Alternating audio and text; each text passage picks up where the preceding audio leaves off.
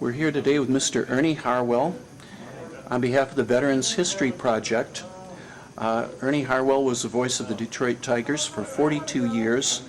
He's a member of Major League Baseball's Hall of Fame in Cooperstown, New York. But we are here today to talk about his years of service in the United States Marine Corps during World War II. So, Ernie, how would you like to tell us a little bit about your story? When World War II got underway, I was a broadcaster at WSB, the NBC station in Atlanta, did a sports show there. And also I was very much in love with a lady named Lula Tankersley. And we were planning to get married. And I had gone to the head of the draft board, a fellow that I knew, and I said, I don't really want to get married if I'm going to be drafted. And he said, well, don't worry about it. You're not going to get drafted for quite a while. If you are drafted, go ahead and get married. So we got married, and then about 3 weeks later, I'm put in 1A, and then I'm drafted. Well, I'm up for the draft, but I didn't get drafted. I enlisted instead before they drafted me. And I volunteered for the Marines and signed up. And in 1942, July 1942, I left my job and went to boot camp at Parris Island. And I went through boot camp, and the Marines had transferred me back to Atlanta for a while, put me on a duty there. And then later I went to Camp Lejeune, back into the combat unit, the 59th Replacement Battalion. And this was at a time when the Marines were having deep trouble in the Pacific, trying to defend or take some of those islands from the Japanese. And the 59th Replacement Battalion was about ready to go overseas.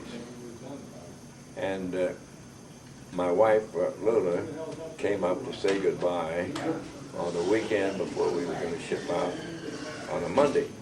And she arrived on Friday, and just about the time of her arrival, there was an order that came from Camp Lejeune headquarters to take me out of the 59th Battalion.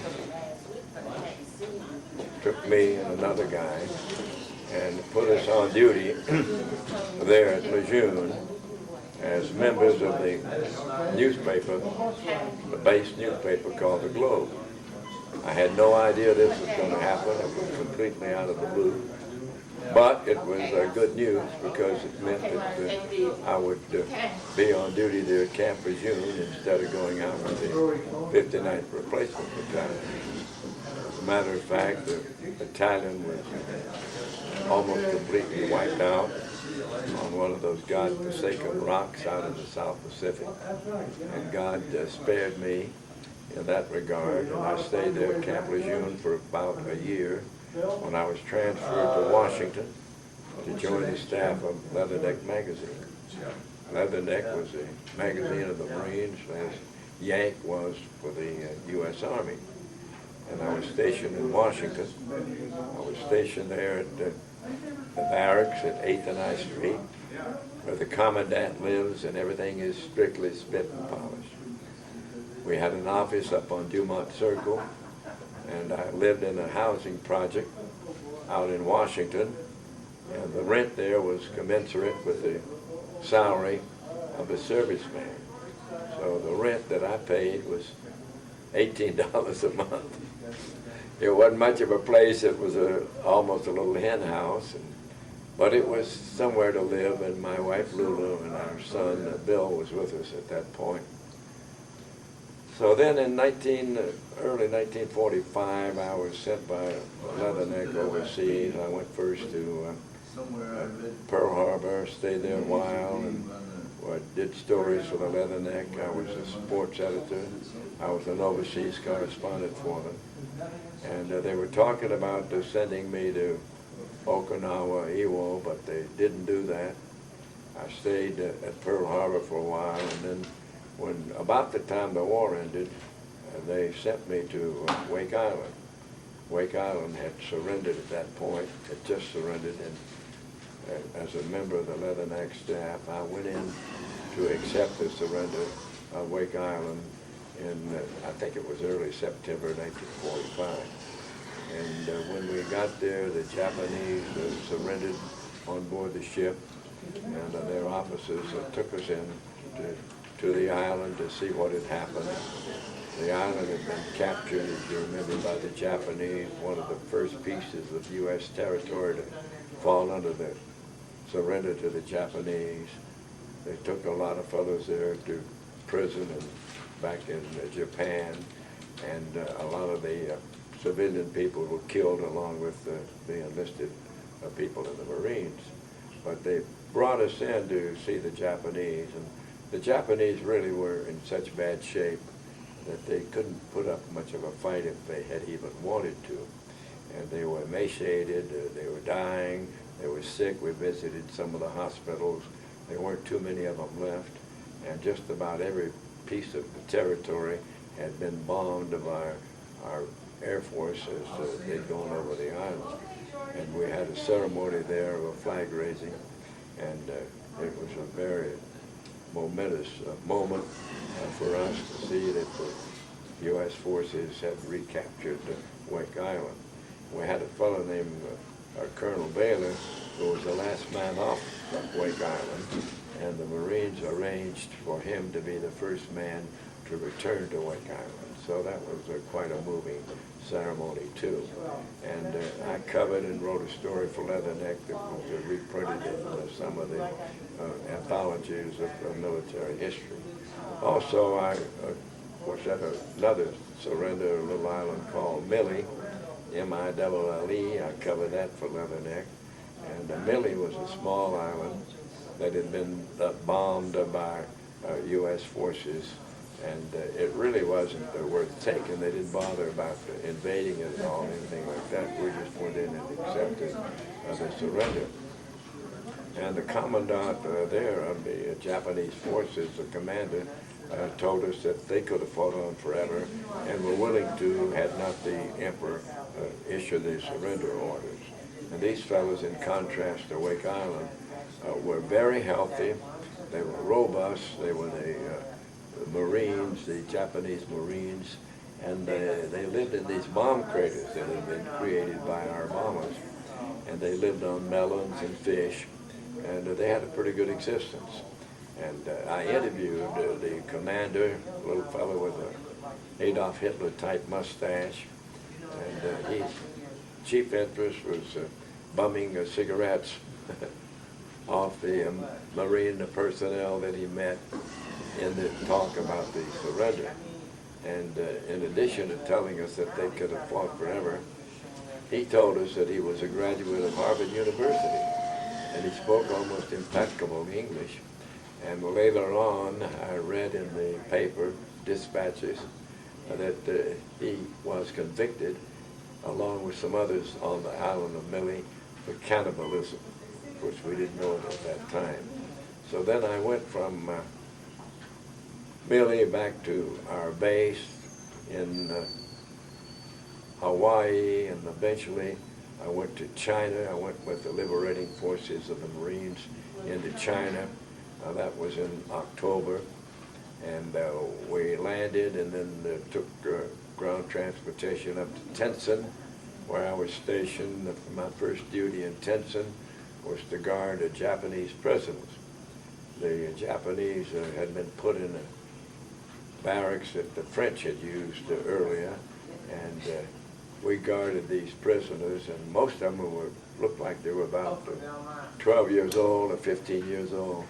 Very small, and I guess they were the dregs of the Japanese army, but had been left there in Tenson. That's where we were stationed. I lived at 42 Taku Road in the Tenson, and I roomed with a fellow named Norris Anderson, who had been the sports editor of the Nebraska, Lincoln, Nebraska paper in civilian life. And we had a good time there. We didn't live in the barracks too long because we met a fellow named Mr. Shaw, who said, I'd like for you guys to live in my office. He had an insurance office there. And he said, I'll provide you some boys to run errands for you. We had about 5 little guys that would run errands. Shoji was our #1 man, and we'd tell him to go out and get food or whatever, and we cooked on a electric plate there and sort of took care of ourselves. We didn't really have any showers. We did have a running toilet and a sink, and if we wanted to get a bath, we went to one of the baths down the road. And that was a pretty good existence for us. And of course, I was writing stories all along about the people that I met in Tientsin and the different people and their duties and things like that. And we did a story on one of the enlisted men who went to Peking, which is now Beijing. And the idea was pretty much formulated along the lines of the idea that Life magazine used to have. Life goes to a party.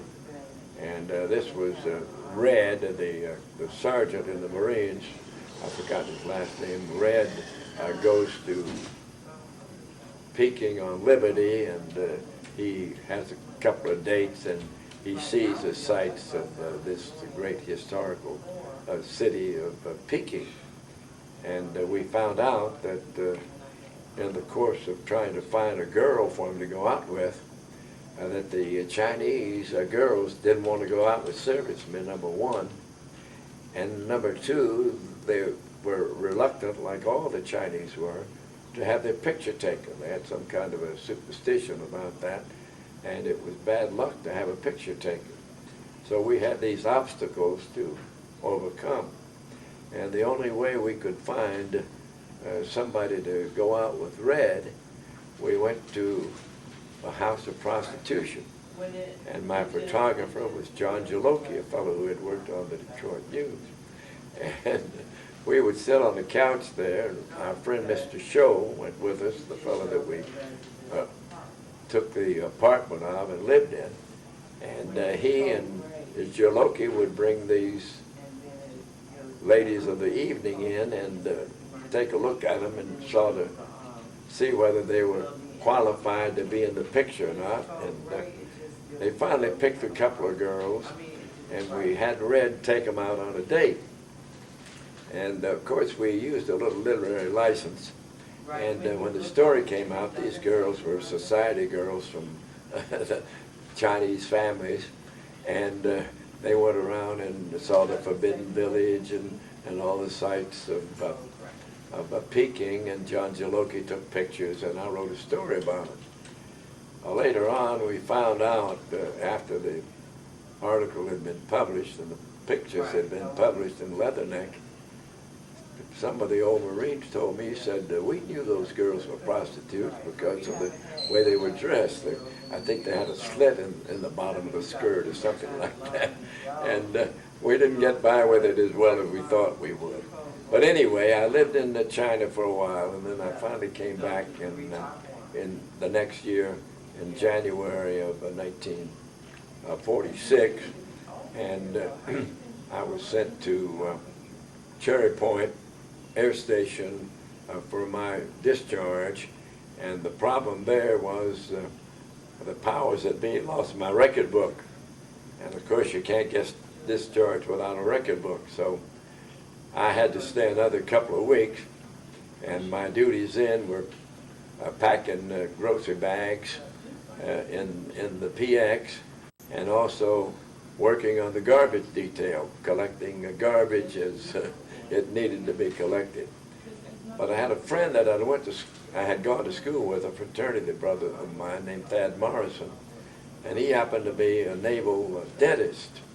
So he had some clout, and I went to him and told him about my problem, that I couldn't get out because the record book had been lost, and he began to use some of his influence, and somehow they found the record book, and I got dismissed in January of 1946. So it wasn't much of a career for me. I didn't get shot at. I wasn't really in combat. I wasn't one of those heroes that gave his life or was wounded or even fought the Japanese. But I did have an interesting career and it was a great thing. I was proud to be a Marine because I felt that the discipline at Parris Island, which everybody has to undergo, was a great experience for me, and I was proud to be in 4 years. I finally made it to sergeant, but I was very happy to get back and return to my civilian life. So 1025 on. That's all the damage I can do, I think, Rick. Okay. Is that okay? That's very, very good, sir.